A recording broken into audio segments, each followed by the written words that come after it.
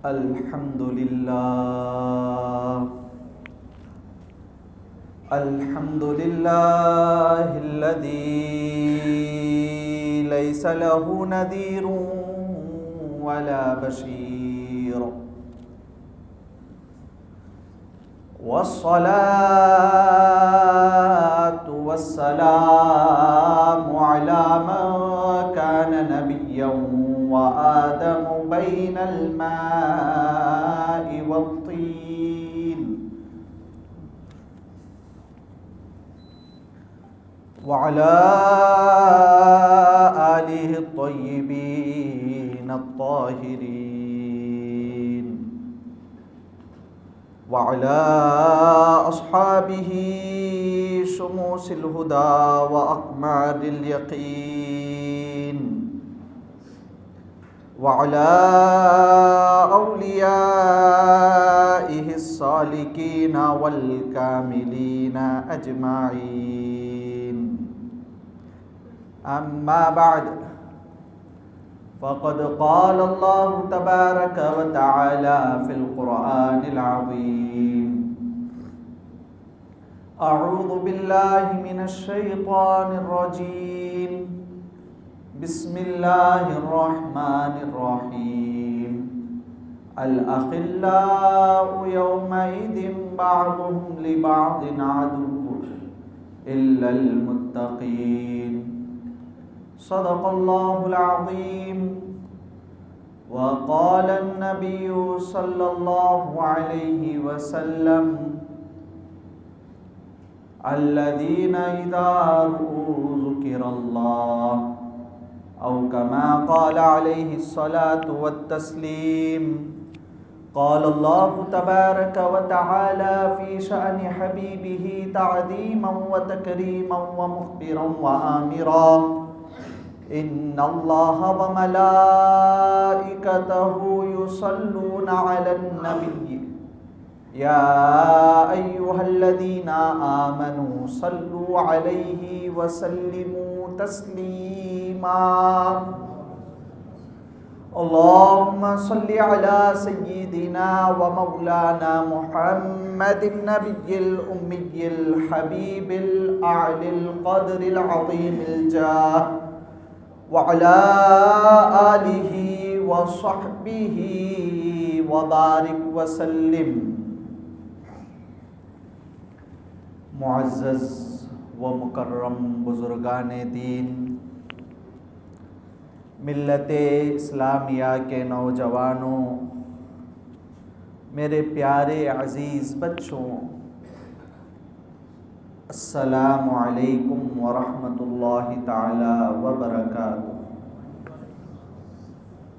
اللہ رب العزت کا ہم پر بے انتہا فضل و کرم ہے کہ اس نے ہم تمام کو انسان بنایا اور اس کے پیارے حبیب، ہم سب کے آقا و مولا جناب احمد مجتبیٰ محمد الرسول اللہ صلی اللہ علیہ وسلم کی امت میں پیدا کیا، اور اس کا احسان عظیم ہے ہم سب کو اس بابرکت محفل میں شریک ہونے کی توفیق بخشی، جو کہ سرکار بغداد غوث اعظم الشیخ عبدالقادر جیلانی رضی اللہ تعالی عنہ کے نام سے سجائی گئی ہے۔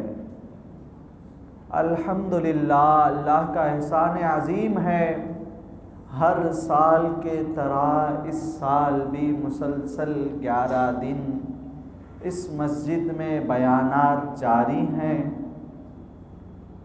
مقصد صرف یہ ہے کہ لوگ دین کی باتیں جانیں، اللہ کی پہچان جانیں، حضور صلی اللہ علیہ وسلم کی تعظیم کس طرح کرنی چاہیے، اولیاء اکرام کون ہوتے ہیں، ان کی صحبتیں کیا ہیں، ان کی عبادتیں کیا ہے، ان کی ریاضتیں کیا ہے، ان کا قرب کیا ہے، ان کی محبت کیا ہے، ان کی معرفت کیا ہے، اور ان کا تعلق کیا ہے مولا سے، اور ان کا طریقہ بندوں کے ساتھ کس طرح ہے، یہ تمام چیزیں لوگوں تک پہنچ جائے۔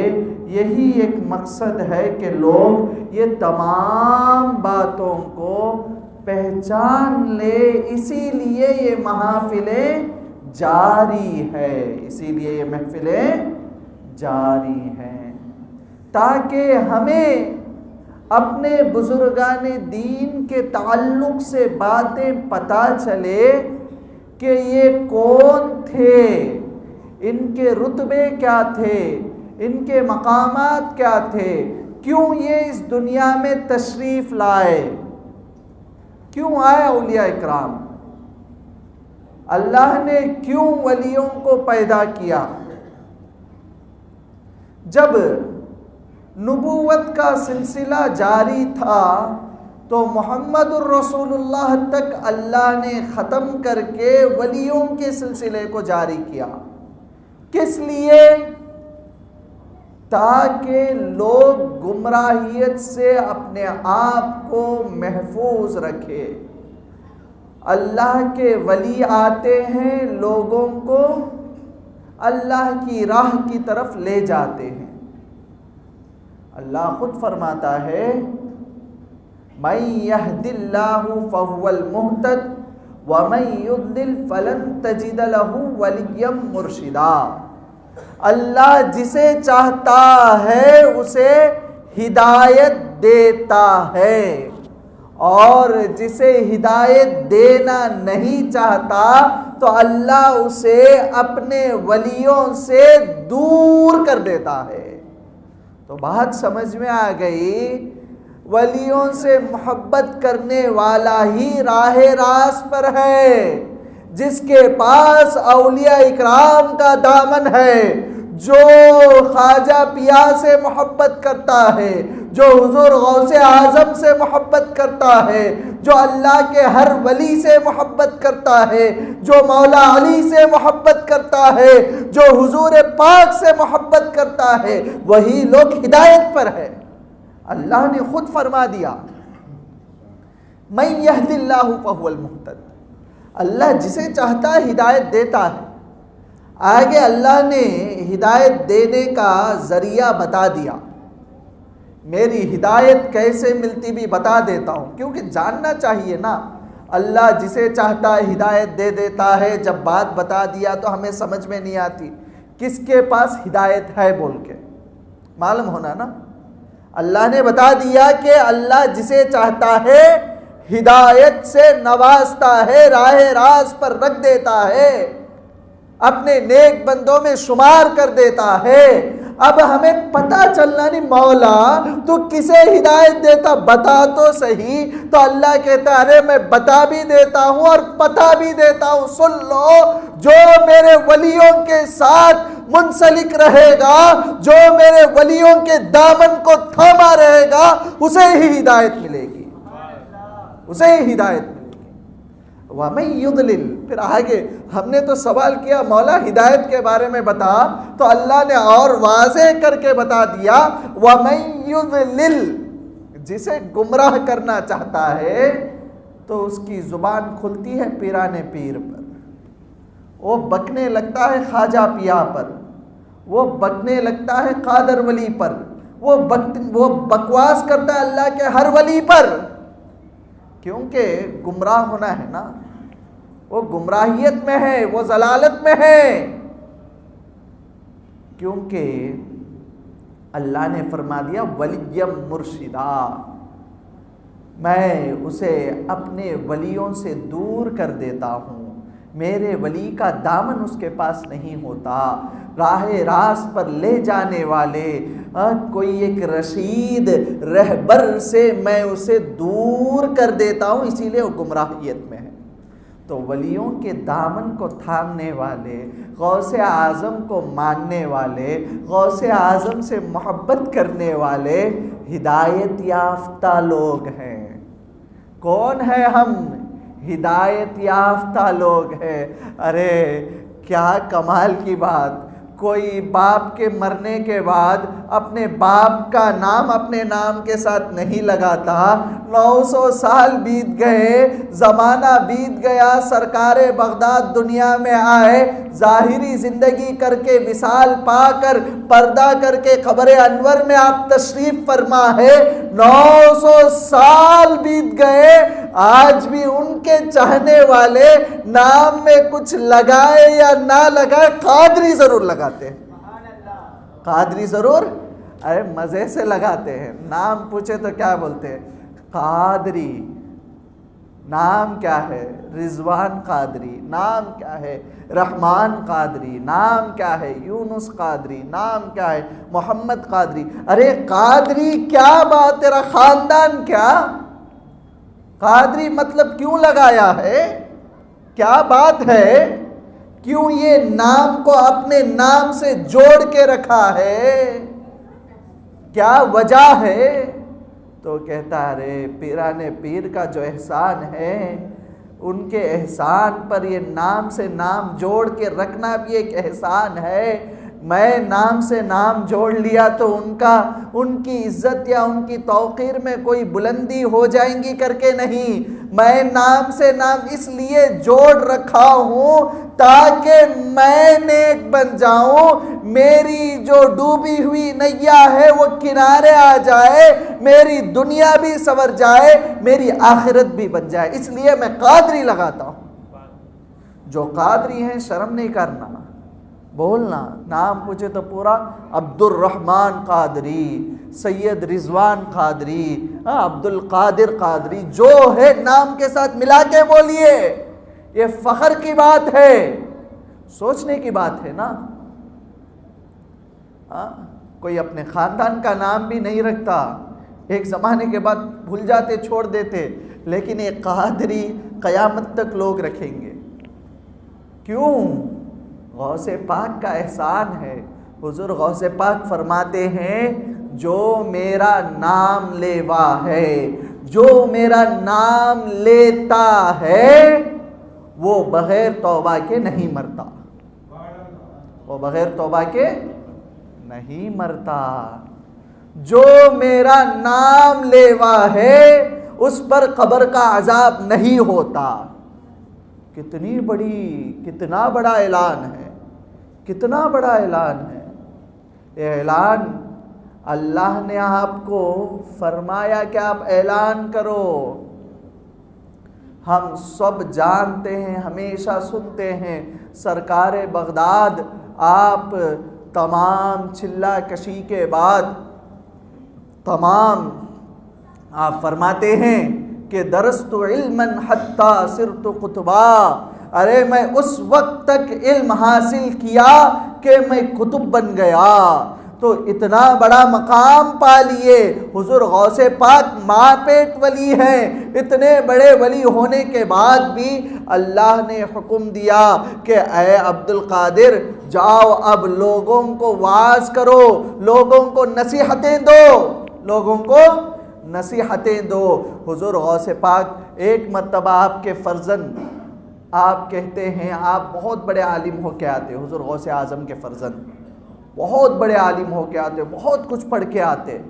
آپ بولتے کہ ابا جان، ابا حضور، آپ کی محفل میں ہزاروں کا مجمع ہوتا ہے، خواہش آتی نا کبھی کبھار، ہزاروں کے لوگ دکھ جائے تو بولنے کی خواہش آتی، ایکسٹرا بولنے کی خواہش آتی۔ تو بیٹے تھے، حضور غوث پاک سے جا کر کہا کہ ابا حضور کل مجھے بھی تھوڑا بولنے کا موقع دینا، میں بھی کچھ بیان کرنا چاہتا ہوں۔ تو حضور غوث پاک نے فرمایا ٹھیک ہے جاؤ کر لو۔ تو پوری رات تیاری کی، کیا کیا بولنا ہے، کیا کیا بتانا ہے، پوری رات تیاری کرتے رہے۔ جب تیاری مکمل ہوئی، جب دن آیا، جب وعظ کرنے کا، تقریر کرنے کا وقت آیا، تو حضور غوث پاک کے بیٹے کھڑے ہوئے ممبر پر بیان کیے۔ 1 گھنٹہ بیتا، 2 گھنٹہ بیتا، کئی گھنٹے بیت گئے، دلائل پر دلائل، قرآن کی آیتیں، حدیثیں، اتنا سب کچھ پیش کیا، لیکن لوگ ٹس سے مس نہیں ہوئے، سن رہے ہیں، بیٹھ کر سن رہے ہیں، بیٹھ کر خاموشی سے سن رہے ہیں۔ پھر آپ اترے، شہنشاہ بغداد، سید الاولیاء، سلطان الاولیاء، شیخ المتقدمین والمتاخرین، غوث الثقلین، قطب القونین، سرکار پیران پیر جب منبر پر چڑھ کے جب آپ صرف اتنا کہے کہ کل عبد الجبار کی ماں نے کھانا پکانے کے لیے انڈے رکھے تھے، ان انڈوں پر بلی نے جھپٹا مارا تو انڈے گر کر پھوٹ گئے، جو ہی یہ الفاظ نکلے جتنا مجمع تھا چیخے مار مار کے رونے لگا، کوئی اپنے کپڑے کو پھاڑ پھاڑ کے رو رہا ہے، کوئی پکار پکار کے رو رہا ہے۔ ان کے بیٹے دیکھنے لگے کہ یہ کیا عالم ہے، یہ کیا باتیں ہیں، میں نے اتنا سنایا کچھ بھی حرکت نہیں ہوئی، صرف گھر کی بات بتائے تو اتنی حرکت ہو رہی ہے۔ پوری مجلس ختم ہونے کے بعد اپنے والد بزرگوار کے پاس آئے، آ کر پوچھنے لگے، اے سرکار، اے ابا جان، اے ابا حضور، بتائیے یہ کیا بات تھی، سمجھ میں نہیں آئی، میں نے اتنے حدیثیں سنائی، میں نے اتنے آیتیں سنائی، دلائل کے انبار جمع دیا، لیکن کوئی بھی ٹس سے مس نہیں ہوا۔ لیکن آپ منبر پہ جا کر کل گھر کی بات سناتے ہیں تو لوگ چیخے مار کے رو رہے ہیں، چیخے مار کے خدا کو پکار رہے ہیں، کیا ماجرا ہے ابا حضور؟ تو حضور غوث پاک فرماتے ہیں، اے میرے لختے جگر، اے میرے نور نظر، تم خطاب کرتے ہو کہ لوگ سنیں، لوگوں کو سنانے کے لیے تم خطاب کرتے ہو، لیکن میں عبد القادر اس وقت تک نہیں بولتا جب تک میرا مولا مجھ سے نہ بول دے، اے عبد القادر تم بولو میں سن رہا ہوں، تم بولو میں سن رہا ہوں۔ تو حضور غوث اعظم رضی اللہ تعالیٰ عنہ وہ کمال کے بزرگ ہیں جن کی بولی کو سننا خدا پسند کرتا ہے، جن کی باتیں سننا خدا پسند کرتا ہے۔ تو یہ اولیاء اکرام حضور غوث اعظم کی نسبت، اللہ اکبر کبیرہ، بہت بڑی شے ہے۔ آپ معمولی شخصیت نہیں، آپ کی ولایت کے ڈنکے ہر کسی نے سنائے۔ جب آپ نے اعلان کیا قدمی ہادہی علی رقبت کل ولی اللہ، جب آپ نے کہا کہ یہ میرا قدم ہر ولی کے گردن پر ہے، آپ اعلان کیے، جا کر آرام کیے، رات ہوئی تو سوئے، تو رات میں آپ دیکھتے ہیں کہ جنید بغدادی خواب میں آتے ہیں، آ کر جو ہی آپ جنید بغدادی کو دیکھتے ہیں تو کھڑے ہو جاتے ہیں۔ آپ کہتے ہیں، جنید بغدادی کہتے ہیں، اے عبد القادر، اے میرے بیٹے بیٹھو، تو آپ بیٹھ جاتے ہیں۔ بیٹھنے کے بعد پھر حضرت جنید بغدادی فرماتے ہیں کہ تم نے یہ جو اعلان کیا، تم اپنے آپ کو کتنی بلندی میں پاتے ہو، اے عبد القادر، بتاؤ اللہ نے تمہیں کتنی بلندی سے نوازا، اگر کاش میں تمہارے بعد آتا تو میں تمہارا مرید ہوتا۔ حضرت جنید بغدادی رضی اللہ تعالیٰ عنہ حضور غوث پاک کے دادا پیروں میں آتے ہیں، تو آپ کہتے ہیں کہ کاش آپ کے اعلان کے بعد، یعنی آپ کے آنے کے بعد میں آتا تو میں بھی آپ کا مرید ہو جاتا۔ تو حضور جس طرح، جیسا کہ علامہ جلال الدین رومی فرماتے ہیں کہ غوث اعظم درمیان اولیاء چو محمد درمیان انبیاء، آپ خود غوث پاک بھی قصیدہ غوثیہ میں فرماتے ہیں، کل ولی لہو قدم و انی علی قدم نبی البدر الکمالی، ہر ایک ولی کسی نہ کسی نبی کے نقش قدم پر ہوتا ہے۔ ہر ولی کی ولایت کے درجے ہیں، کوئی موسوی ولایت رکھتا ہے، کوئی عیسوی رکھتا ہے، کوئی ابراہیمی رکھتا ہے۔ تو ہر ولی کسی نہ کسی نبی کے نقش قدم پر ہوتا ہے، لیکن میں میرے جد محمد الرسول اللہ کے نقش قدم پر ہوں۔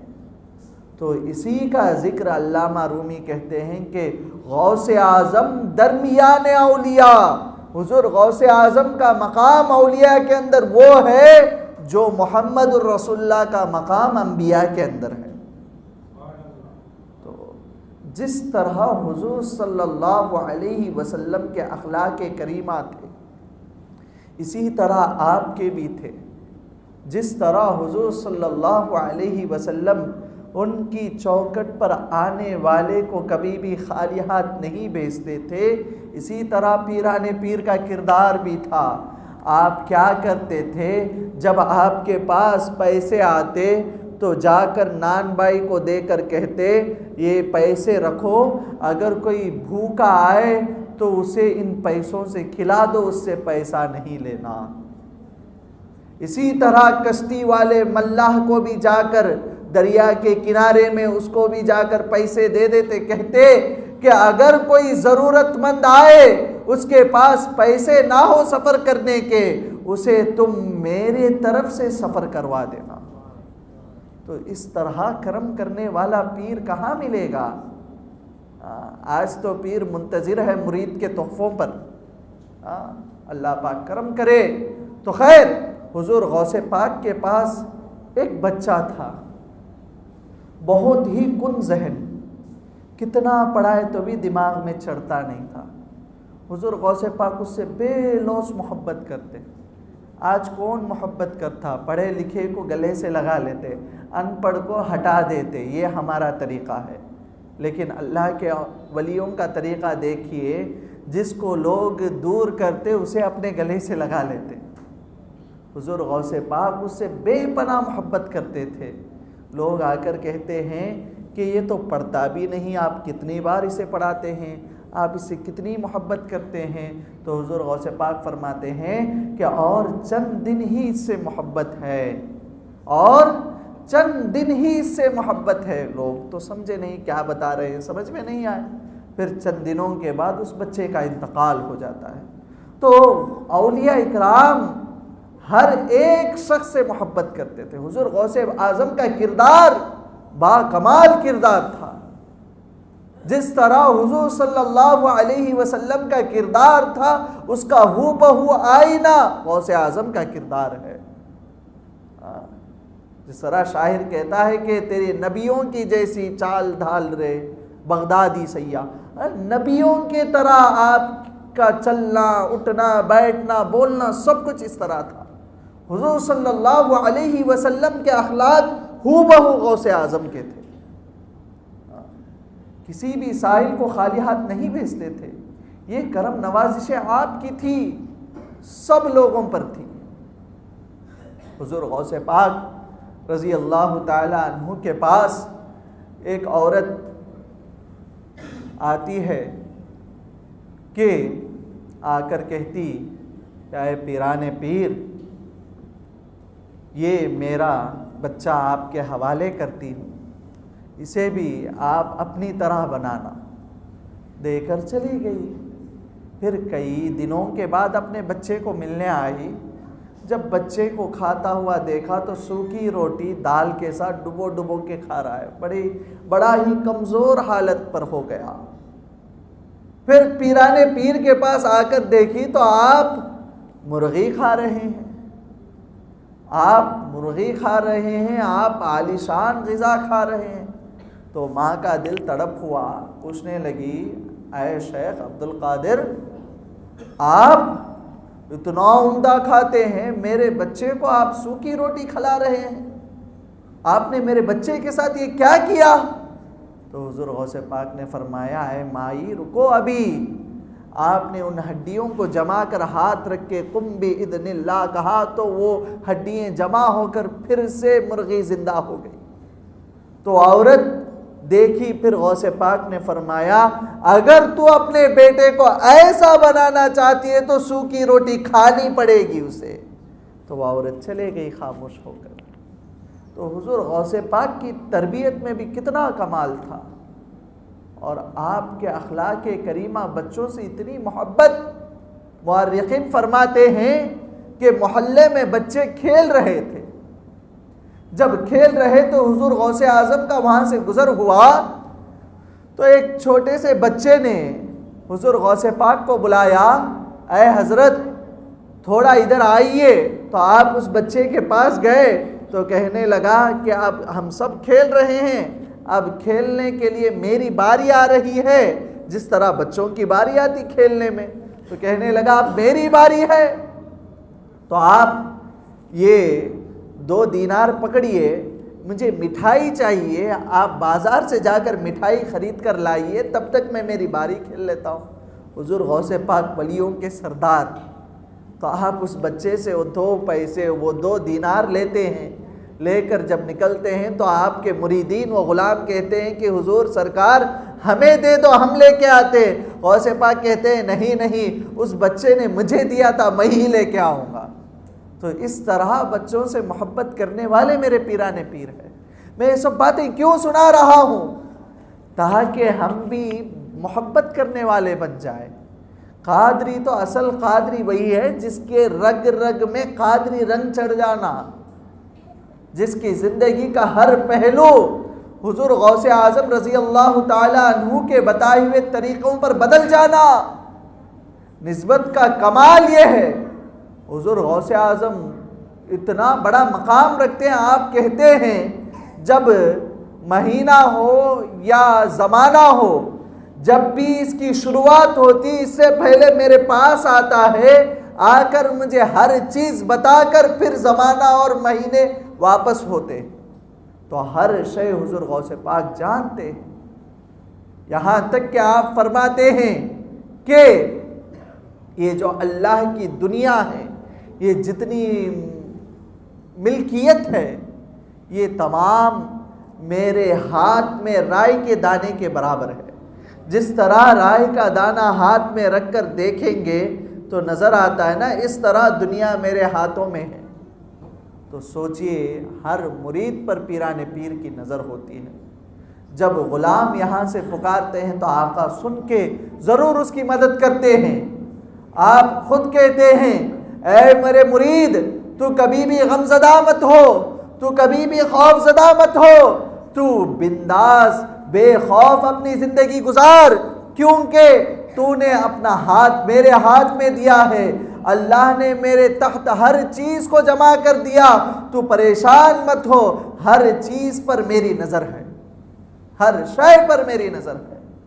پھر آپ خود فرماتے ہیں لوگوں، میرا نام، میرا لقب محی الدین ہے، اور میرے جھنڈے اللہ نے جگہ جگہ میں گاڑ دیے، ہر پہاڑ پر میرے نام کا جھنڈا ہے. تو حضور غوث اعظم، آپ کی شان اور آپ کی منزلت، آپ کا مقام اور رتبہ اللہ اکبر کبیرہ اتنا بڑا تھا، اتنا بڑا تھا کہ آپ سے جو بھی مل جاتا تو وہ بھی بڑھ جاتا.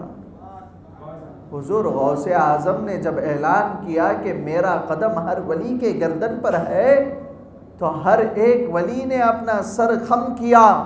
یہاں سے اجمیر سے ہمارے خواجہ پیا نے اپنے سر اقدس کو جھکا کر کہا کہ اے بغداد والے آقا، آپ کا قدم صرف میرے سر پر نہیں بل علی الرأس، میرے کھاندے پر نہیں بلکہ میرے سر پر بھی آپ کا قدم ہے. تو حضور غوث پاک نے آپ فرماتے ہیں کہ غیاث الدین کے بیٹے نے بازی جیت لی. تو حضور غوث پاک نے آپ کو ہندوستان سے نوازا، آپ ہند الولی بنے. تو اولیاء اکرام کی ذات یہ ہے کہ ہمیشہ عطا کرتے ہیں. روایتوں میں آتا ہے کہ ایک چور کبھی بھی آپ کو چھپ چھپ کے دیکھتا تھا. کیوں ولیوں کی صحبت بتا رہا ہوں، غور سے سنو. ایک چور آپ کو چھپ چھپ کے دیکھتا تھا، کیونکہ پیران پیر جب بھی باہر نکلتے تو عالی شان لباس پہن کر نکلتے، عالی شان لباس پہن کر نکلتے.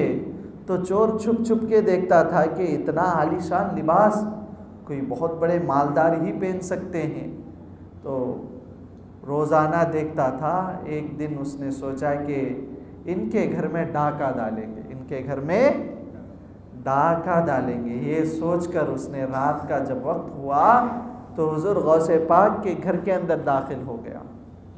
جب آپ کے حجرے کے قریب گیا تو آپ کے عالی شان لباسوں کو دیکھا، دیکھ کر جتنی چیزیں تھے تمام کو جمع کیا، جمع کر کے گٹری باندھ کے جب گھر کے باہر نکلنے جانے لگا تو بینائی چلے گئی، نابینا ہو گیا، اندھا ہو گیا۔ پھر فوراً ڈر کے واپس آ کے پورا کھول کے رکھ دیا۔ یہاں پر یہ کام چل رہا ہے، دوسری طرف سے حضرت خضر علیہ السلام آئے، آ کر کہنے لگے اے عبد القادر، فلاں بستی میں ایک ابدال کا انتقال ہو گیا ہے، وہاں پر ایک ابدال کی ضرورت ہے، وہاں پر ایک ابدال کی ضرورت ہے۔ ایسا ہی پھر یہ چور کیا کر رہا ہے، پھر سے جا رہا ہے چرانے کے لیے، تو گٹری باندھ کے لاتا، پھر بینائی چلے جاتی، پھر اندھا ہو جاتا۔ یہی مسئلہ چل رہا تھا اس کے ساتھ۔ پھر نابینا ہو کر وہیں پر بیٹھ گیا، پریشان ہو کر تڑپنے لگا کہ ارے میں آیا تھا کہ میری دنیا سنور جائے گی، کچھ یہاں ان کے گھر سے ڈاکہ ڈالوں گا تو کچھ پیسے مل جائیں گے، میرا گزارا ہو جائے گا، یہ سوچ کر میں آیا تھا، لیکن میں یہاں پر پریشانی میں گھیرا ہوا ہوں، یہاں پر میں پھنس گیا ہوں۔ یہ سوچ کر وہ بیٹھا ہوا تھا تو پیران پیر نے خضر علیہ السلام کو کہا دیکھو وہاں پر چوکٹ میں ایک شخص بیٹھا ہے، اس کو لے جاؤ۔ خضر علیہ السلام نے کہا کہ اے سرکار، اے عبد القادر جیلانی، اے شیخ، آپ بھی جانتے ہیں میں بھی جانتا ہوں یہ چور ہے، یہ چور ہے، آپ چور کو بھیج رہے ہیں، ابدال کو پوچھنے آیا تو آپ چور کو بھیجتے ہیں۔ تو حضور غوث پاک نے کہا اے خضر جانو یہ میری چوکٹ ہے، یہاں پر چور بھی آ جائے میں اسے ولایت سے نواز دیتا ہوں، کوئی بھی خالی ہاتھ نہیں جا سکتا۔ وہ آیا اپنی زندگی کو سنوارنے کے لیے، دنیا کی ضرورت پوری ہو جائے گی یہ سوچ کر ڈاکہ ڈالنے آیا۔ اگر وہ دنیا دار کے گھر میں جاتا تو دنیا لے کے جاتا، لیکن وہ غوث اعظم کی چوکٹ پر آیا جس کی چوکٹ میں ولایتیں بھری پڑی ہے، جس کی چوکٹ میں اللہ نے ولایتوں کو بھر کے رکھا ہے، یہاں پر آنے والوں کو ولایتیں بٹتی ہے۔ چور آیا تو اس کی ضرورت پر میں نے اسے ولایت سے نوازا، ابدال بنا یا رسول اللہ۔ حضور غوث پاک سے محبت کرنا، ان کے ساتھ لگاؤ رکھنا بہت ضروری شے ہے۔ ان کے نام لینے والے کو اللہ قبر کے عذاب سے بھی دور کرتا ہے۔ کئی کتابوں کے حوالے میں حوالے پیش نہیں کرنا چاہتا، کیوں؟ یہ سب عاشق بیٹھے ہیں، ماننے والے بیٹھے ہیں۔ بھائی ہم مسلمان ہیں نا، اللہ کے ایک ہونے پر کوئی گواہی پوچھتا کیا؟ دلیل دیو حضرت، اللہ ایک ہے بولتے نا، دلیل دیو۔ دیکھے کیا کوئی اللہ کو؟ کوئی دیکھے؟ نہیں دیکھے۔ مان رہے نا اللہ ایک ہے؟ حضور صلی اللہ علیہ وسلم پر ہمارا ایمان ہے نا؟ ہم دلیل پوچھتے نہیں پوچھتے، کیونکہ جن کو مانا جاتا ہے وہاں پر دلیلیں نہیں پوچھی جاتی، جن سے محبت ہے وہاں پر دلیلیں نہیں پوچھی جاتی۔ اسی طرح ہم پیران پیر سے محبت کرتے ہیں، ہم دلیل کے بندے نہیں، ہم عشق کے بندے ہیں۔ دلیلیں تو بے حساب ہے، نہیں کر کے نہیں۔ بہجت الاسرار بہت بڑی کتاب ہے۔ اس طرح کئی علماء اکرام نے ان کرامتوں کا ذکر اتنا کیا ہے کہ یہاں تک کہ ائمہ فرماتے ہیں حضور غوث پاک کی کرامتیں اتنی ہے کہ 2000 سے زائد کرامتیں ہیں۔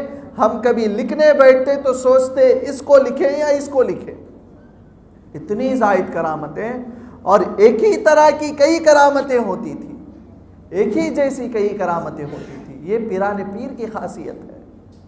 تو ایک شخص نے اپنے خواب میں اپنے والد کو دیکھا کہ قبر میں اس کے عذاب ہو رہا تھا، اس کے قبر میں عذاب ہو رہا تھا۔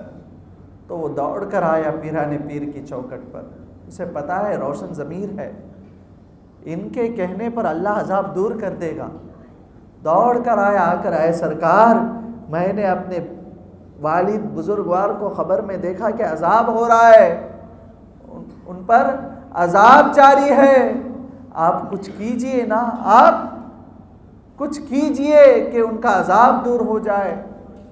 تو حضور غوث پاک نے پوچھا کیا تیرے والد نے کبھی میری محفلوں میں آیا ہے، کبھی میرے بیانات، میرے واعظ کے بیانات یا واعظ کی محفلوں میں آیا ہے؟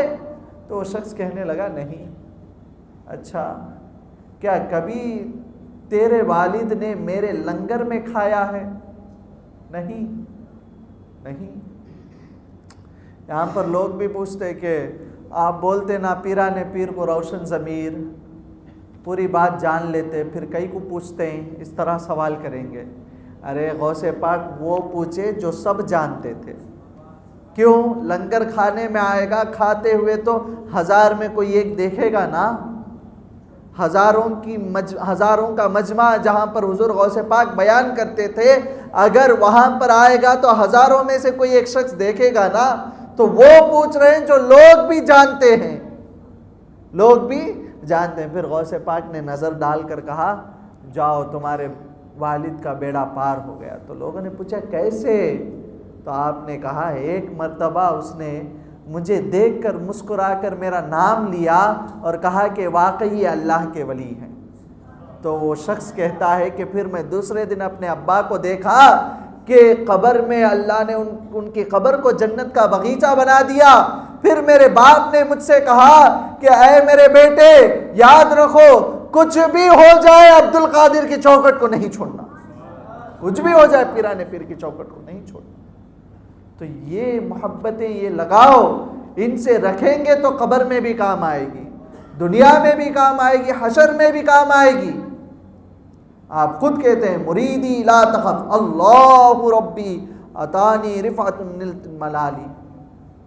آپ خود فرماتے ہیں کہ اے میرے مرید تو خوف زدہ مت ہو، دنیا کا بھی خوف مت رکھ، قبر کا بھی مت رکھ، حشر کا بھی مت رکھ، تو میرا مرید ہے، اللہ نے مجھے وہ مقام عطا کیا ہے، اللہ نے مجھے وہ بلندی عطا کی ہے جس بلندی کا میں حقدار تھا۔ تو کبھی بھی غمزدہ مت ہو۔ تو ہمیں خوشخبری ہے، حضور پیران پیر سے ہم تعلق بنائے بعد ہمارے لیے خوشخبری ہے، ان کے ہم ہونے کے بعد ہمارے لیے خوشخبریاں ہیں۔ اسی طرح ایک لڑکا تھا جو سمندر میں نہا رہا تھا، نہاتے نہاتے ڈوب گیا۔ لوگوں نے آ کر کہا اس کی ماں کو کہ تیرا بچہ سمندر میں ڈوب گیا ہے، تیرا بچہ سمندر میں ڈوب گیا ہے۔ تو ہم سنتے تو کیا کرتے؟ پہلے سمندر کو بھاگتے نا۔ وہ کون تھی؟ پیران پیر کی عاشقہ تھی۔ وہ سمندر کی طرف نہیں بھاگی، پیران پیر کی دربار کی طرف بھاگی۔ اسے پتا ہے کہ ڈوب کے مر گیا، اب زندگی ہونا تو پیران پیر کی چوکھٹ سے ملے گی۔ تو دوڑ کر وہ ان کے پاس جاتی ہے، جا کر کہتی ہے کہ اے سرکار میرا بیٹا سمندر میں نہا رہا تھا، ڈوب کے مر گیا، آپ نظر کرم کیجئے۔ تو آپ کہتے ہیں ٹھیک ہے جاؤ، تمہارا بیٹا گھر کو آ جائے گا۔ یقین کے ساتھ وہ لوٹ گئی، یقین بھی رہنا، وہ لوٹ گئی، جا کر انتظار کرنے لگی، پورا دن بیت گیا۔ ماں کا حوصلہ صبر انتظار کی، پورا دن بیتا، آیا نہیں بچہ۔ پھر دوسرے دن آئی، آ کر پوچھنے لگے اے شیخ بچہ آیا نہیں گھر کو، کیا ہوا؟ پھر آپ نے دیکھا، پھر کہا کہ ٹھیک ہے جاؤ آج آ جائے گا، جاؤ۔ پھر وہ جانے لگی، پورا دن انتظار کی، دن ختم ہوا، تیسرے دن پھر وہ آئی، آ کر پوچھنے لگی اے سرکار آج کو 3 دن ہو گئے، ابھی تک بچہ نظر نہیں آ رہا ہے۔ تو آپ مولا کی طرف نظر ڈال کے دیکھتے، مولا یہ کیا ہوا، کیوں یہ آزمائش؟ پھر کہتے ہیں جا آج آ جائے گا تیرا بچہ، جا گھر کو جا۔ تو گئی گھر کو تو بچہ آ گیا، بچہ ڈوب کے مر گیا تھا، آ گیا۔ تو بچہ جب آ گیا تو ماں دوسرے دن ہاتھ پکڑ کر پیران پیر کے در پر لائی، لا کر سرکار کی قدم بوسی 10 بوسی کروا کر شکریہ ادا کر کے چلے گئی۔ پھر حضور غوث پاک بچے کو دیکھنے کے بعد سجدہ ریز ہو گئے، سجدہ ریز ہو کر مولا سے پوچھنے لگا اے مولا آج اس طرح کا ماحول کیوں ہوا، کیوں 3 دن لگ گئے، کیوں 3 دن لگ گئے اس بچے کو لوٹانے پر؟ تو حضور غوث پاک کو اللہ نے کہا کہ اے میرے لاڈلے، اے عبد القادر، میں یہ 3 دن تجھے آزمایا ہوں، اور اس آزمائش کی وجہ یہ تھی کہ تجھے میں اور ایک بڑے بلندی کے مقام سے نوازنا چاہ رہا تھا. وہ مقام کیا ہے، کیا میں بتا دوں؟ پیران پیر نے کہا کہ ہاں میرے مولا بتا دے. تو اللہ نے کہا اے عبد القادر سنو، یہ مقام وہ ہے کہ جو کوئی بھی قیامت تک تمہارا ذکر کرے گا، تمہارا نام لے گا، وہ نام تمہارا نہیں ہوگا، وہ ذکر تمہارا نہیں ہوگا، بلکہ میرا نام و میرا ذکر ہوگا.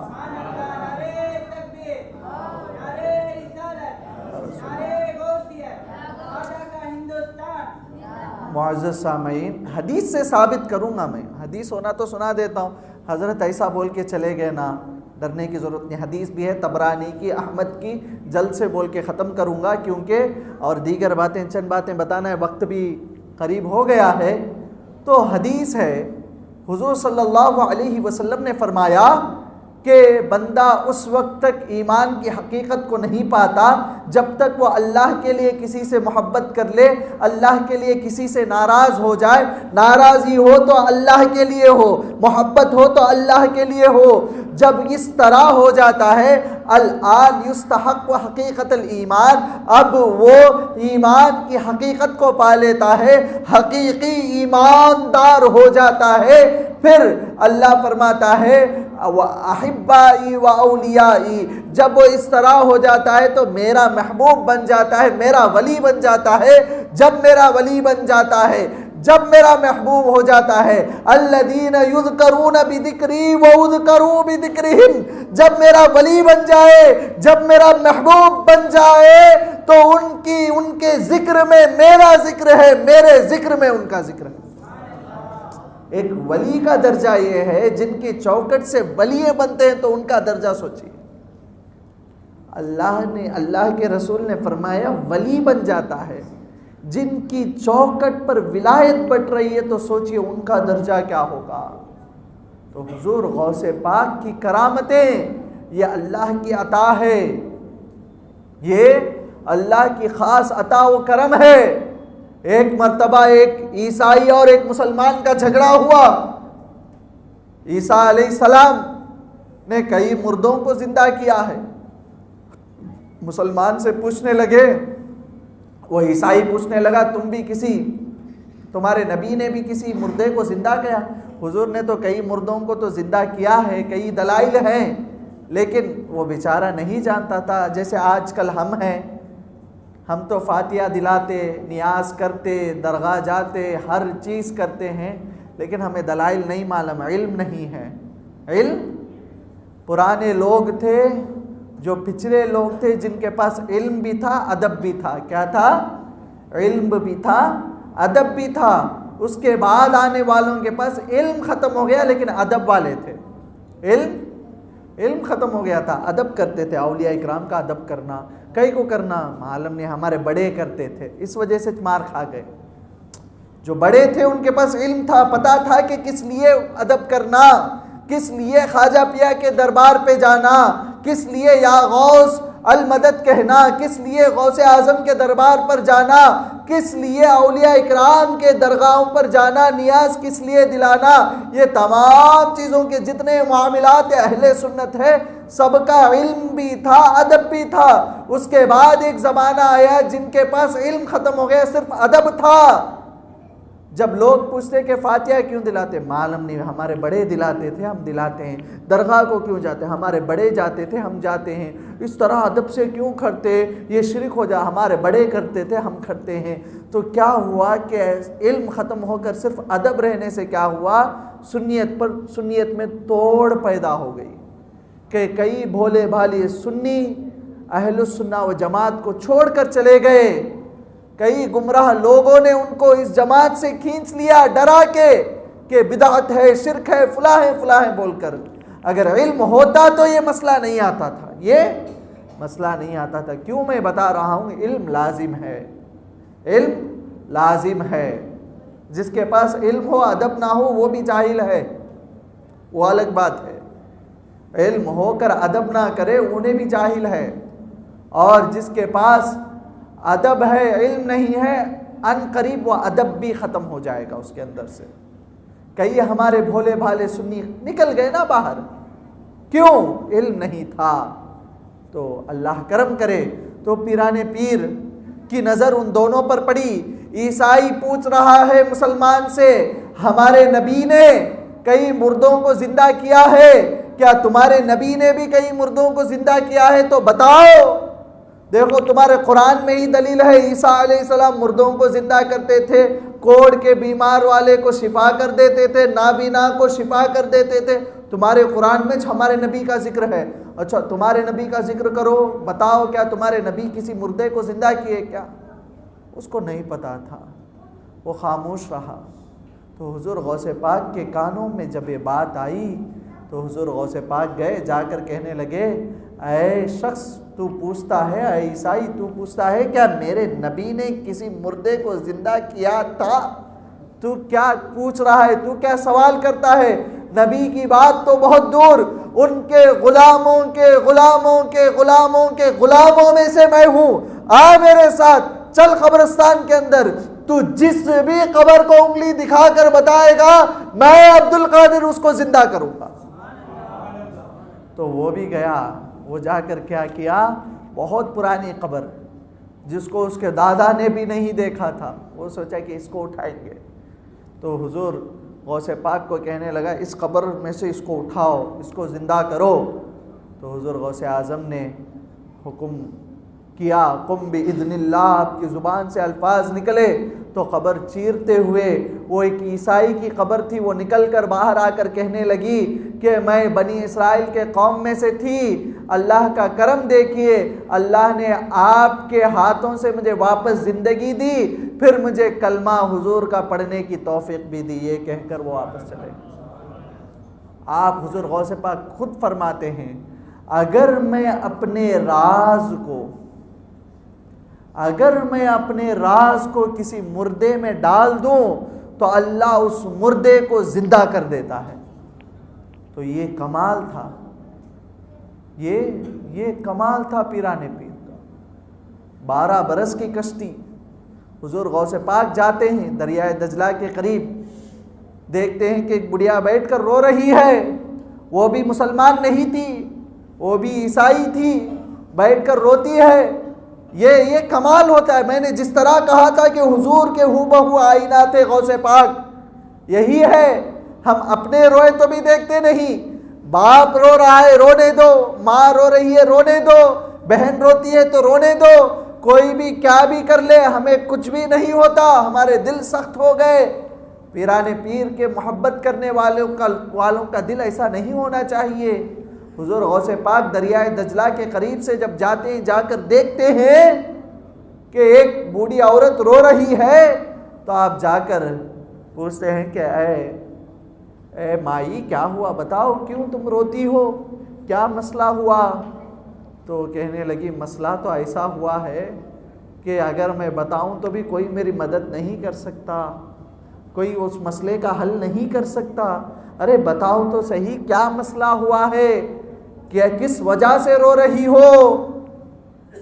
تو کہنے لگی، آج سے تقریباً 12 سال پہلے میرے بیٹے کی شادی ہوئی، ایک ہی بیٹا تھا میرا، میں بچپن سے میری خواہش تھی کہ اس کو میں شادی ہوتا ہوا دیکھوں، پھر اس کے بچوں کے ساتھ میں کھیلوں، یہ میری خواہش تھی، یہ میری خواہش تھی۔ تو وہ روتے ہوئے کہی کہ شادی ہو کر جب کشتی آنے لگی، بارات کی کشتی آ کر ساحل پر کھڑی رہی، تو اچانک طوفانی ہوا آئی تو پوری کشتی واپس سمندر کی طرف لوٹ گئی اور سمندر کے اندر ڈوب گئی، تمام لوگ اس میں مر گئے۔ اب بتاؤ کہ اس مسئلے کا حل کیسے کرو گے؟ اس مسئلے کا حل کیسے کرو گے؟ کیا کرو گے؟ تو حضور غوث پاک نے کہا، کیا چاہتی ہو تم؟ اگر تمہارا بچہ واپس آ جائے تو خوش ہو جاؤ گی؟ وہ کہنے لگی جھوم جھوم کر، ہاں میں خوش ہو جاؤں گی، ہاں میں خوش ہو جاؤں گی۔ تو حضور غوث پاک نے سمندر کی طرف اشارہ کیا، آسمان کی طرف دیکھ کر کہنے لگے، مولا یہ تیری بندی تیرے ولی کے در پر آئی ہے، تیرے چہیتے سے اس نے کہہ دیا ہے مولا تو تیرے کرم سے ان تمام 12 سال کی کشتی جو ڈوبی ہوئی ہے تمام کو زندہ کر کے لوٹا دے۔ تو کشتی لوٹ کر پھر واپس آ کر ساحل پر کھڑی گئی۔ تو جتنے تھے اس میں عیسائی، وہ بوڑھی عورت کے ساتھ تمام نے حضور غوث پاک کے ہاتھ میں کلمہ پڑھا۔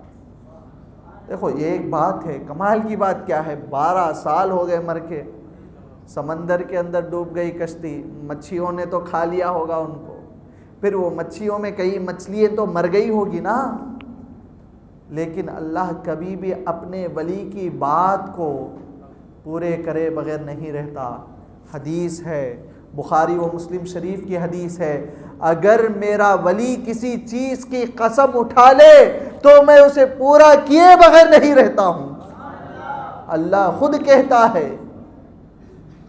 تو اللہ کا خود فرمان ہے، بخاری و مسلم شریف کی حدیث ہے، من عادانی ولی فقد آذنتہ بالحرب۔ ہر کسی سے آپ سنے ہوگے جو ولی کا دشمن ہے اس کے ساتھ اللہ جنگ کا اعلان کرتا ہے۔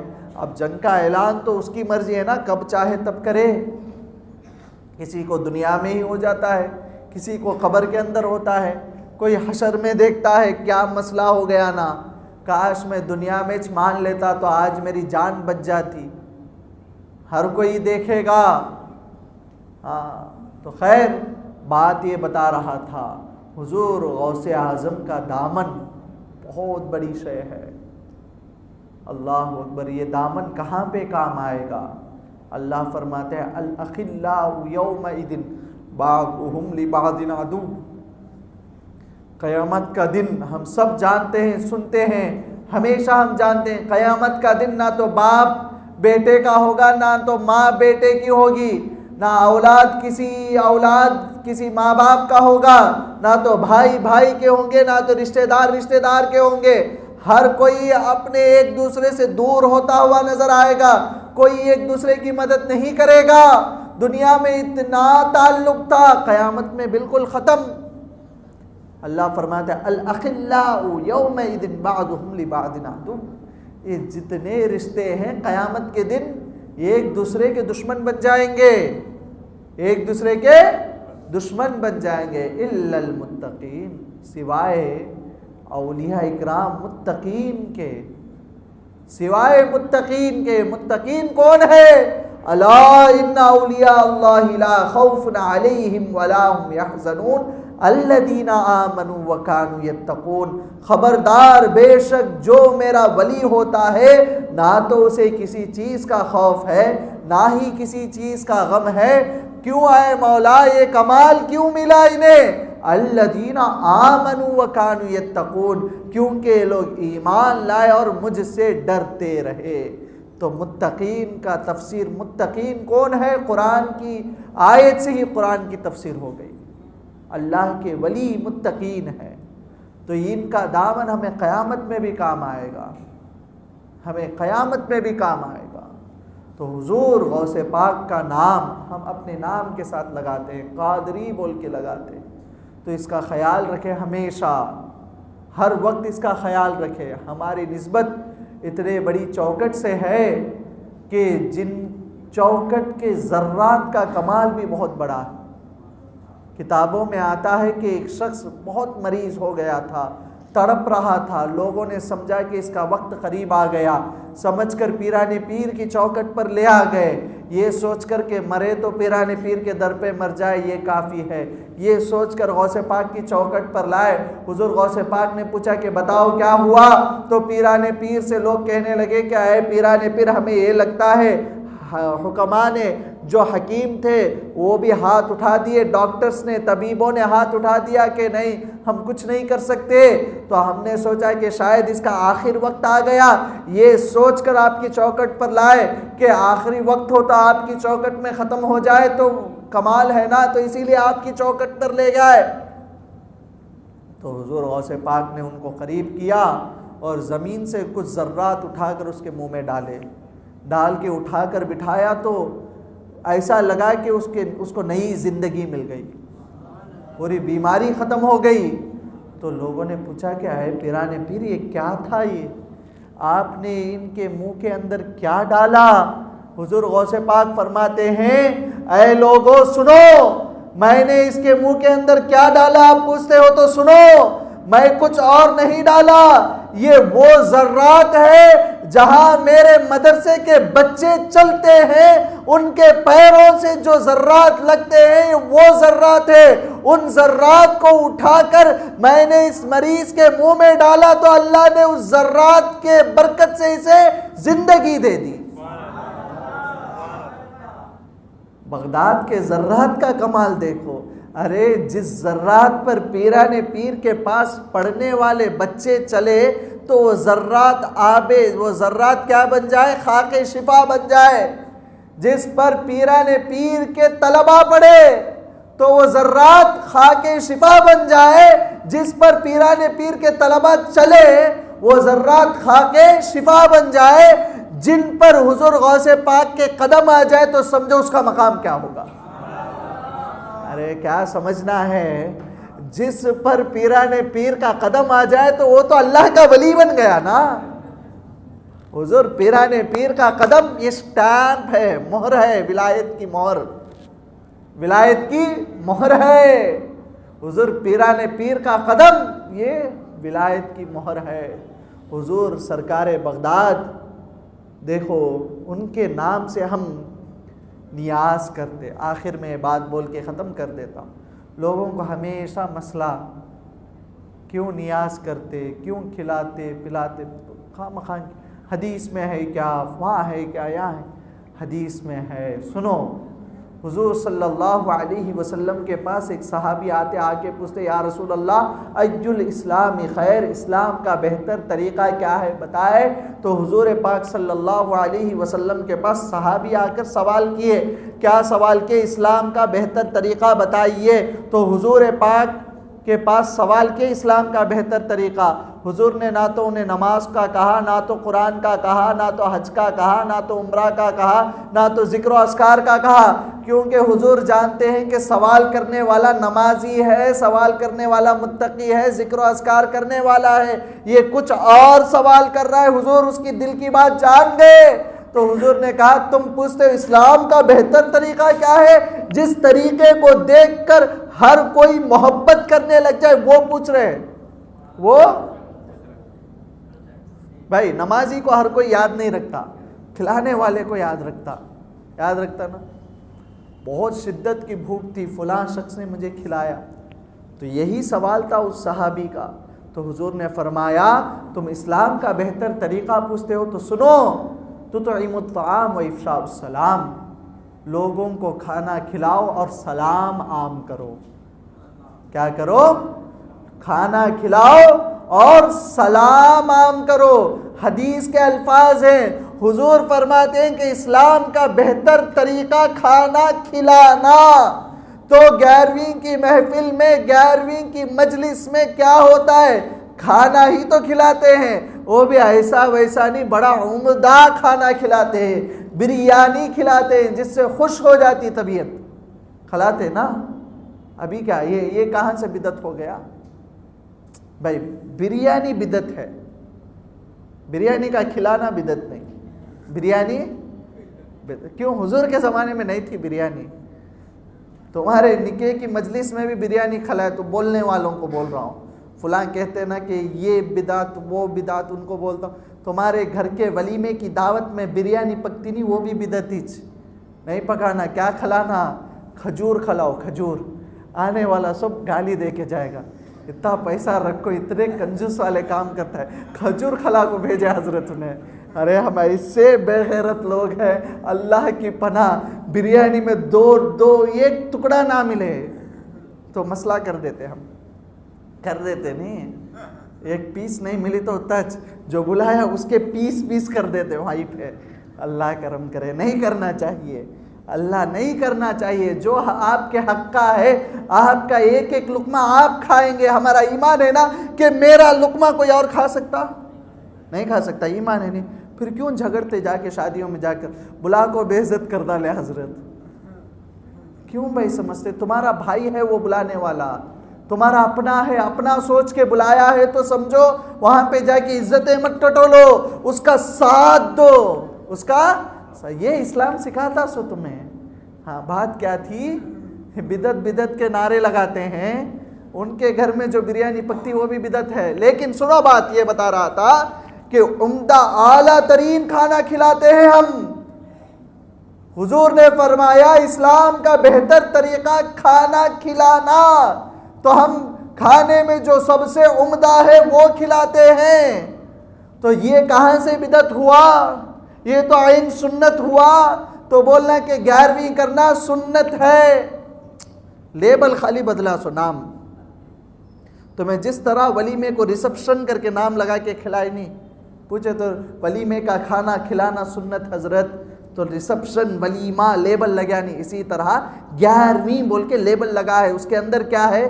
وہی کھانا ہے جس کو حضور نے فرمایا اسلام کا بہتر طریقہ کھانا کھلانا. اور دوسرا طریقہ سلام کرنا. کیا کرتے؟ آنے والے کو سلام نہیں کرتے؟ ارے گلے لگاتے. ہماری دعوت کو قبول کر کے آئے نا، گلے لگاتے. بولتے نہیں اللہ کے نام سے کھلانا.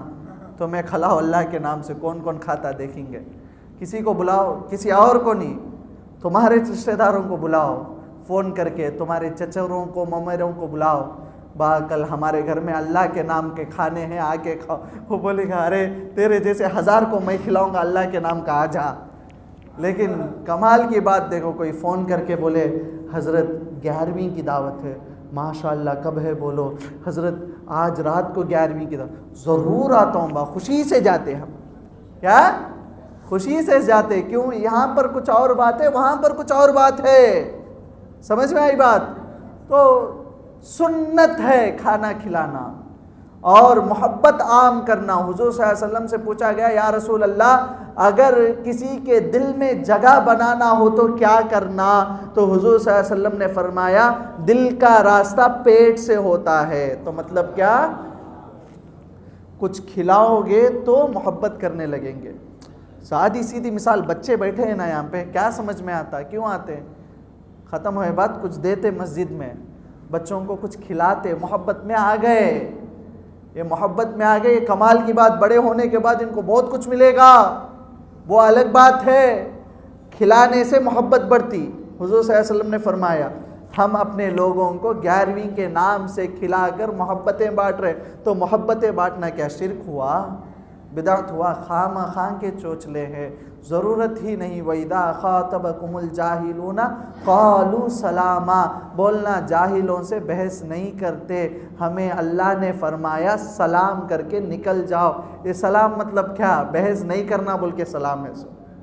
بحث نہیں کرنا بول کے سلام ہے سو. یہ کوئی اور سلام نہیں. تو خیر بات یہ بتا رہا تھا کہ حضور غوث پاک کی محفلیں یہ نجات کا ذریعہ ہے. آج بھی جو لنگر گھروں میں بنتا ہے، جو بھی لنگر بنتا ہے، ادب کے ساتھ کھاؤ. میں بغداد گیا تھا، پیران پیر کا کرم ہوا، میں جا کے آیا. وہاں پر میں دیکھا لنگر میں اللہ اکبر کبیرہ، ایک شخص دسترخوان میں آیا، آ کر جو ہڈیاں وغیرہ جو دسترخوان میں پڑی ہوئی تھی اس کو اٹھا کر ان ہڈیوں میں جو گوشت کے ریشے ہوتے نا اس کو نکال نکال کے کھا رہا تھا.